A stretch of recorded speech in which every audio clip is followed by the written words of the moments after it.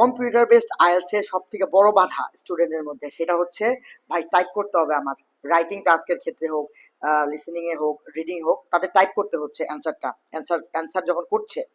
So বড় challenge face করে হচ্ছে রাইটিং এর ক্ষেত্রে। ভাই I have to type fast for the writing task, কিন্তু আমি আমার টাইপিং টু স্পিড পারি না, বা আমি খুব স্পিডে টাইপ করতে না পারার কারণে আমি পুরোপুরি অ্যান্সার করতে পারতেছি না। সো এটার সলিউশন ড্রিমার্স ইংলিশ কেয়ারে আমাদের কাছে অলরেডি আছে।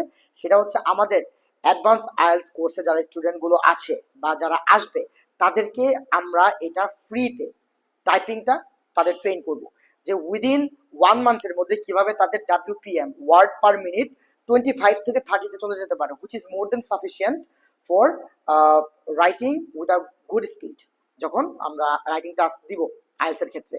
অ্যান্ড প্রি আইএলস যারা আছো তাদের ক্ষেত্রে এই সুযোগটা থাকতে পারে, but you have to have a laptop so that তুমি প্র্যাকটিস করতে পারো তোমাকে গাইড করলে।